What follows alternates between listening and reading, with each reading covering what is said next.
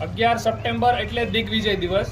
સ્વામી વિવેકાનંદજી વિશે તો આપણે બધા જાણીએ છીએ, પણ આ 11 સપ્ટેમ્બર દિગ્વિજય દિવસ શું કામ ઉજવવામાં આવે છે એ બહુ ભાગ્યે જ કોઈક જાણતા હોય છે. 11 સપ્ટેમ્બર એટલે 11 સપ્ટેમ્બર 1893ની અંદર વિશ્વ ધર્મ પરિષદનું આયોજન કરવામાં આવ્યું હતું અમેરિકાના શિકાગો શહેરની અંદર. અને આ પરિષદમાં વિશ્વમાંથી અલગ અલગ દેશોમાંથી અલગ અલગ ધર્મ સંપ્રદાયોમાંથી બધા સંતો તથા તેના જે અનુયાયીઓ હોય છે એ બધાએ એમાં ભાગ લેવા અમેરિકાના શિકાગો શહેરમાં ગયા હતા. વિવેકાનંદજીને આપણા વિશ્વ ધર્મ પરિષદ પછી જ વધારે પડતા એનો વિશે જાણતા થયા. તો એ દિવસ તો આપણને ખાસ બધાને ખબર હોવી જોઈએ કે આ દિગ્વિજય દિવસ એટલે સ્વામી વિવેકાનંદજીએ આખા ભારત ઉપર આખા વિશ્વ ઉપર ભારતનો ડંકો વગાડ્યો હતો. જ્યારે વિશ્વ ધર્મ પરિષદનો પહેલો જ દિવસ ઉદ્ઘાટન દિવસ હતો 11 સપ્ટેમ્બર, એના બીજા લોકો મળ્યો એટલે જ્યારે તેણે બોલવાની શરૂઆત કરી તો ત્યારે એણે શરૂઆતમાં જ જ્યારે સ્ટેજ ઉપર ઊભા થયા તો એના હાથ અને પગ કાપવા માંડ્યા હતા, એનું ગળું સુકાવા માંડ્યું હતું. તો પણ એણે મા સરસ્વતીનું સ્મરણ કરી અને બોલવાની શરૂઆત કરી. શરૂઆતના જ શબ્દો હતા કે મારા અમેરિકાના ભાઈઓ બહેનો, એટલે આવા શબ્દો સાંભળતા બધા હતા. તેણે સતત 2 મિનિટ સુધી તાળીઓના ગડગડાટથી આખું ગ્રાઉન્ડ ગુંજાવી ઉઠ્યું. એનું કારણ એ હતું કે આવા શબ્દો ક્યારે એણે સાંભળેલા ન હતા. ત્યાં કોઈ પણ લોકો શરૂઆત કરે એટલે સીધી બ્રધર એન્ડ સિસ્ટર કે એવું કંઈ ન બોલતા, તે લેડીઝ એન્ડ જેન્ટલમેનથી શરૂઆત કરતા. ભાઈઓ બહેનોનો ભાવ ત્યાં ન હતો. એટલે આ જે સ્વામી વિવેકાનંદજી બ્રધર એન્ડ સિસ્ટર બોલ્યા હતા, આખું એનું ઇંગ્લિશમાં હતું. બ્રધર એન્ડ સિસ્ટર બોલ્યા એટલે કે એના અંદરથી એક ભાવ જાગ્યો હતો. અને ત્યાંની પબ્લિકે આવું ક્યારેય સાંભળેલું હતું નહીં. એણે પહેલી વાર જ સાંભળ્યું. એટલે સતત 2 મિનિટ સુધી આવી તાળી કોઈ માટે નહોતી વાગી. જે ભારતમાંથી એક ગયેલા એક યુગ પુરુષના શબ્દોથી તાળીની એટલી શરૂઆત થઈ અને 2 મિનિટ સુધી સતત વાગી.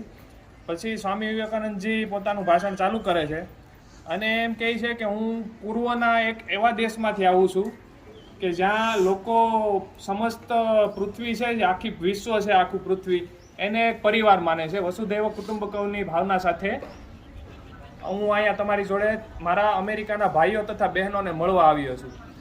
બીજા બધા લોકો જે બોલવા આવતા ને એ લોકો બધા પોતાનો ધર્મની જ વાત કરતા. મારો ધર્મ મહાન, મારો ધર્મ મહાન.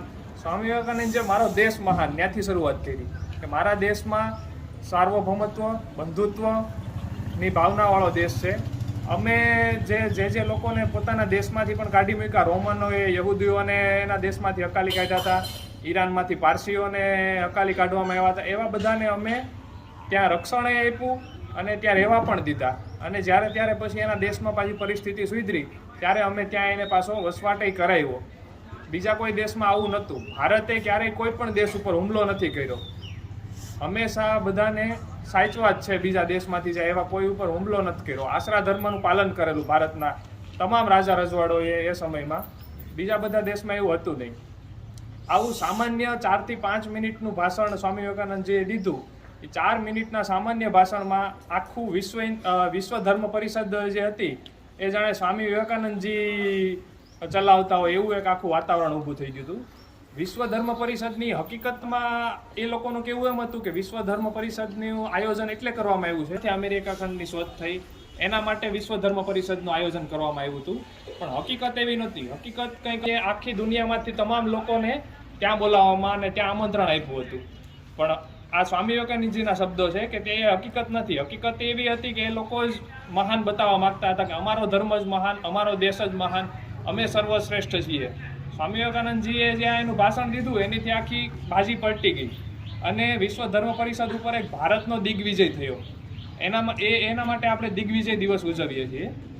સ્વામી વિવેકાનંદજી જ્યારે પરત પાછા આવતા હતા ભારતમાં ત્યારે ત્યાંના એક અંગ્રેજે એવું કીધું હતું કે તમે તમારા દેશમાં શું કામ પાછા જાઓ છો? તમને એટલું માન સન્માન મળે છે અહીંયા, તમારા દેશ કરતાં તો લગભગ 100 ગણું માન સન્માન મળે છે. જે 16-17 દિવસ વિશ્વ ધર્મ પરિષદ ચાલુ રહેતી એમાં 16-17 દિવસમાં સ્વામી વિવેકાનંદજીનું ભાષણ હતું એ સાવ અંતમાં રાખવામાં આવતું. કેમ કે લોકો એને છે ને સાંભળવા માટે છે